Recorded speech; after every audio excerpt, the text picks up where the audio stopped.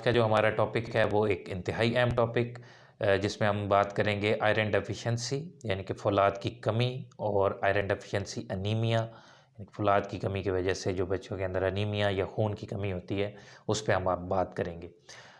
मेरे ख़्याल में पाकिस्तान में तकरीबन हर बच्चे को या तो खून की कमी हो जाती है या फ़ौलाद की कमी का शिकार तकरीबन हर बच्चा पाकिस्तान के अंदर होता है।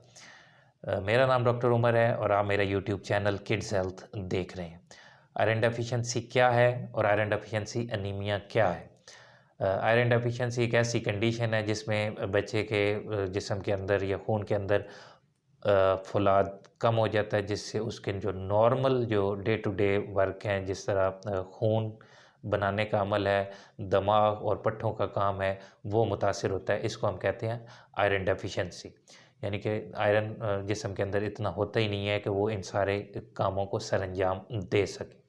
और आयरन डेफिशिएंसी अनीमिया क्या है? आयरन डेफिशिएंसी अनीमिया फ़ौलाद की कमी की ही एक शदीद नोयत है, जिसके अंदर बच्चे के अंदर खून जो है या उसकी हीमोग्लोबिन कम हो जाती है और उसकी वजह से बच्चे के अंदर खून की कमी की अलामात आना शुरू हो जाती हैं।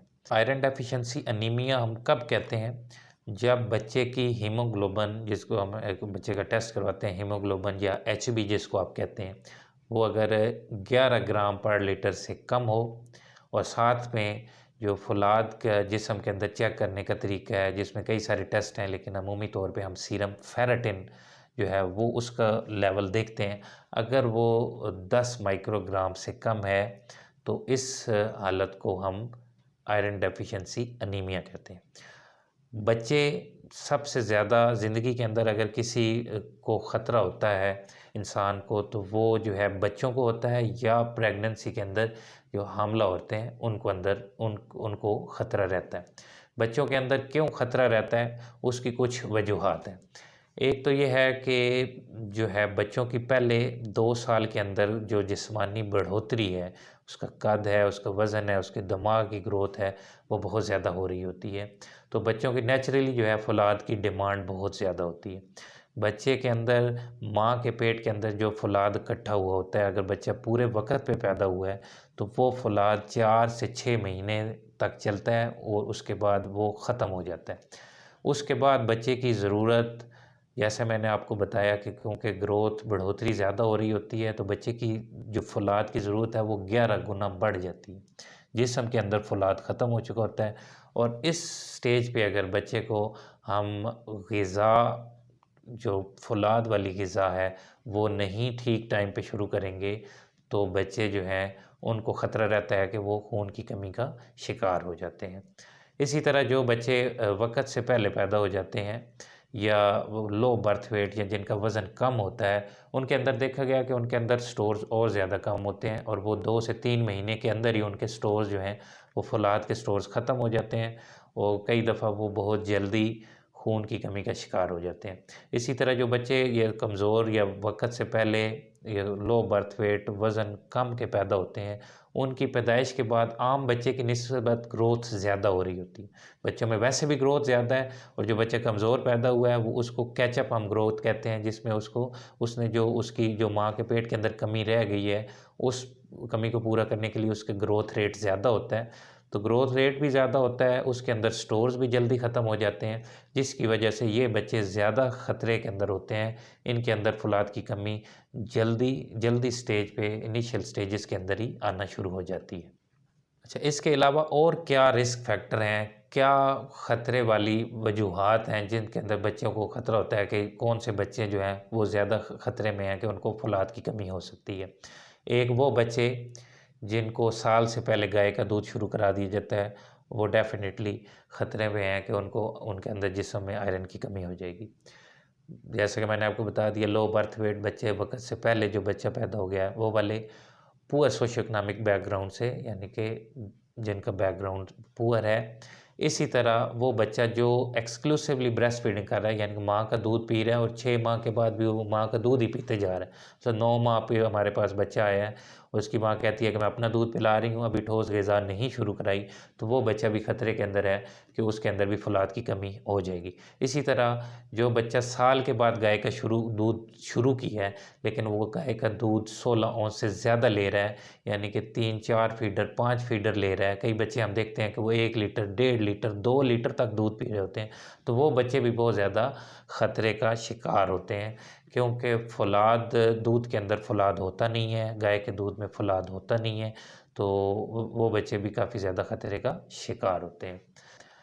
अब हम बात करेंगे कि बच्चे के अंदर क्या अलामात क्या होंगी जिससे हमें पता चलेगा कि बच्चे को फ़ौलाद की कमी हो रही है, या फ़ौलाद की कमी की वजह से जो एनीमिया हो रहा है, खून की कमी हो रही है। फ़ौलाद की कमी वाला बच्चा चिड़चिड़ा होगा, उसकी भूख ख़त्म हो जाएगी, भूख उसको नहीं लग रही होगी।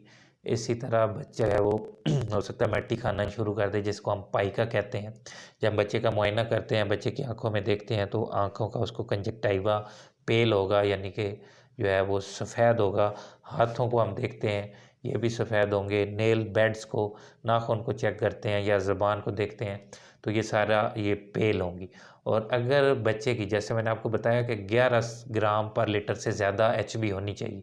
अगर एक बच्चे की 7 के करीब है, 7.5 8 पे है, तो बच्चे का जो दिल है उस पे बोझ ज़्यादा पड़ रहा होगा।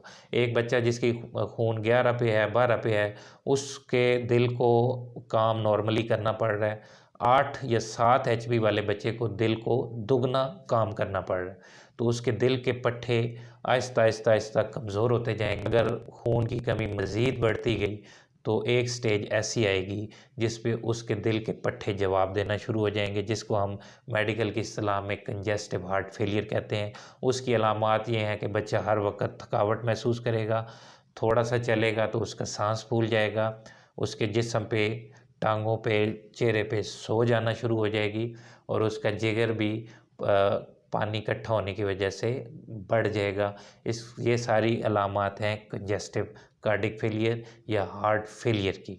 तो बच्चा शदीद जो खून की कमी की वजह से इस नौइयत तक भी पहुंच सकता है। अब हम बात करते हैं लॉन्ग टर्म प्रॉब्लम पे, और ये बड़ा अहम एक चीज़ है। आजकल इसके ऊपर बहुत ज़्यादा रिसर्च हो रही है। देखा गया है कि जिन बच्चों के अंदर आयरन की कमी होती है, क्योंकि जैसे मैंने शुरू में ज़िक्र किया कि दिमाग की बढ़ोतरी के लिए और दिमाग के मुख्तलिफ़ तरह के फंक्शंस के लिए फ़ौलाद का होना ज़रूरी है। अगर फ़ौलाद की कमी है, तो बच्चों की जो है दिमाग पे असर पड़ता है, उनके बिहेवियर पे असर पड़ता है, और उनके आईक्यू के ऊपर असर पड़ता है। यानी कि ये देखा जा रहा है कि जो बच्चे इस उम्र पे आयरन की कमी का शिकार हैं, आया वो अगली ज़िंदगी के अंदर जो है उस तरह का आईक्यू या उस तरह की जो है वो एजुकेशनल अचीवमेंट्स कर सकते हैं या नहीं कर सकते। इस पे बहुत ज़्यादा रिसर्च हो रही है, और ये भी रिसर्च हो रही है कि इस उम्र पे जिस बच्चों को आयरन की कमी है, आया हम वो उसको ठीक कर भी देते हैं, तो बाद में उन बच्चों का आईक्यू उस लेवल पे रहता है जैसा कि आम जो नॉर्मल बच्चा है जिसको इस उम्र पे फ़ौलाद की कमी नहीं हुई, उसका आईक्यू रहता है। तो ये एक बहुत इम्पोर्टेंट, एक अहम चीज़ है कि अगर आपका बच्चा इस उम्र के ऊपर फ़ौलाद की कमी की वजह से लो आईक्यू का शिकार हो गया, तो वो हो सकता है वो उसकी सारी ज़िंदगी उसको वो चीज़ उसके अंदर रहे, और वो उस तरह अचीवमेंट्स ना हासिल कर सके जो कंपैरेबली जो बच्चा आयरन की कमी का शिकार नहीं है। अब हम बात करते हैं कि आप अपने बच्चे को आयरन की कमी होने से बचा कैसे सकते हैं। पहले बात करते हैं प्राइमरी प्रिवेंशन। प्राइमरी प्रिवेंशन का मतलब होता है कि आपके बच्चे को फ़ौलाद की कमी हो ही ना। उसके लिए ज़रूरी है कि माँ अपना दूध पिलाए। जो बच्चा डब्बे का दूध पी रहा है वो देखे कि वो iron fortified formula milk use करे, यानी कि उसमें आयरन की अच्छी मिकदार हो। जब बच्चा ठोस ग़िज़ा पे आए, तो आयरन फोर्टिफाइड सीरियल्स, यानी कि जो अनाज हैं आयरन उनके अंदर अच्छी मिकदार में हो। और कोशिश करें कि जो आयरन रिच डाइट्स हैं, जिस तरह रेड मीट है, बोटी, कीमा, कलेजी, जल्दी खुराक के अंदर शुरू करें 6 माह के बाद। इसी तरह वेजिटेबल्स, जिसके अंदर फ़ौलाद बेहतर मिकदार के अंदर है, वो आप अपने बच्चे को जल्दी शुरू करें। इसी तरह जो बच्चा कमज़ोर पैदा हुआ है या जिसका वज़न पैदाइश पे कम था, उसको 1 माह के बाद रिकमेंडेड है कि आप उसको आयरन सप्लीमेंट शुरू कर दें, और उसकी मिकदार 2 मिलीग्राम पर केजी पर डे, यानी कि एक दिन के अंदर उसके वज़न के हिसाब से आपने उसको सप्लीमेंट कर देना है अपने डॉक्टर के मशवरे से। और तब तक आयरन सप्लीमेंटेशन जारी रखनी है जब तक आपका बच्चा जो है वो कम्प्लीमेंट्री फीडिंग यानी कि ठोस ग़िज़ा पे नहीं आ जाता। और ठोस ग़िज़ा में भी वो आयरन रिच चीज़ें जब तक नहीं खा रहा होता तब तक आप उसको फौलाद की सप्लीमेंटेशन जारी रखेंगे। अब बात कर लेते हैं सेकेंडरी प्रिवेंशन। सेकेंडरी प्रिवेंशन ये है कि आपने जो बच्चे फौलाद की कमी जिनको हो गई है आपने उनको जल्दी पिक करना है। यानी कि कैसे पिक करना है, अमूमी तौर पे ये रिकमेंडेशन है कि 9 माह से साल के दरमियान आप अपने बच्चे के डॉक्टर को दिखाएं। वो एक हीमोग्लोबिन का टेस्ट करवा लें, उसमें हम देख लें कि आया आपके बच्चे की एचबी 11 ग्राम पर लीटर से कम है या उससे ज़्यादा है। अगर कम है तो फिर हम जो फौलाद का स्टेटस जिस्म के अंदर देखने के लिए अमूमी तौर पे हम सीरम फेरेटिन का टेस्ट कराते हैं। और भी टेस्ट हैं लेकिन हम सीरम फेरेटिन आपको रिकमेंड कर देंगे। वो करवा के तो अगर उसके अंदर फेरेटिन भी कम आ रहा है तो फिर जो है आयरन सप्लीमेंटेशन जितनी जल्दी बच्चे को शुरू हो जाए वो उसके लिए बेहतर है। अब हम बात कर लेते हैं इलाज की। अब हमें पता चल गया है कि एक बच्चे को की एचबी 11 से कम है और वो बच्चे के अंदर हमने फेरेटिन का टेस्ट कराया वो भी कम है। तो अब हमें 2 चीज़ें ज़रूरी हैं, 2 चीज़ें हमने आपको समझानी है। एक तो है कि हमने आपको आयरन का सिरप देना है बच्चे के वज़न के मुताबिक। अमूमी तौर पे 6 मिलीग्राम पर केजी पर डे हम देते हैं। और ये हम मशवरा देते हैं कि कम से कम 3 से 4 माह जो है ये बच्चा मुतवातर इस्तेमाल करे।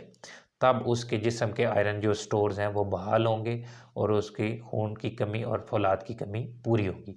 दूसरा ये चीज़ ज़रूरी है कि हम आपको बताते हैं कि आप अपने बच्चे को जो है जो चीज़ें फौलाद को कम कर रही हैं वो आप अपने बच्चे को ना दें। जैसा कि मैंने आपको बताया गाय का दूध साल से पहले ना दें। साल के बाद अगर बच्चा गाय का दूध पी रहा है तो 2 दफ़ा से ज़्यादा 16 औंस से ज़्यादा ना दें।